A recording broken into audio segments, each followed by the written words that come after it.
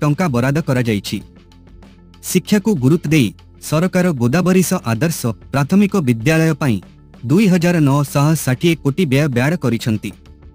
सेही भली मुख्यमंत्री पोषण शक्ति निर्माण पई 646 कोटी, आतिथ्य विद्यालय पई 660 कोटी, पीएम पोषण योजना पई 885 कोटी टंका एवं समग्र शिक्षा पई 4681 कोटी व्यय बराद करा जाइछि।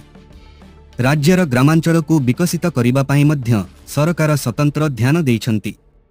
अंत्योदय गृह योजना पई 2603 कोटी बराद करा जाइथिला बेले विकसित गाँ विकसित ओडिशा योजना पई 2000 कोटी, जल जीवन मिशन पई 7000 कोटी टंका एवं प्रधानमंत्री ग्रामीण आवास पई 4500 कोटी व्यय बराद करा जाइछि।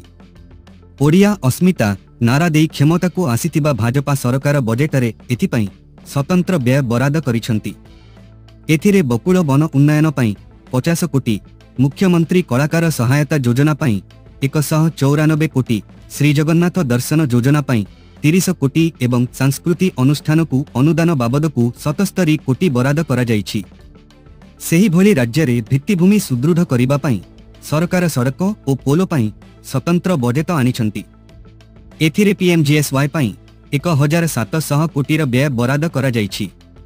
सड़क विकास योजना पई 6502 कोटी टंका, सेतु बंधन योजना पई 2000 कोटी, मुख्यमंत्री सड़क योजना पई 3000 कोटी एवं निर्वाचन मंडली आवंटन पई 142 कोटी बराद करा जाइछि।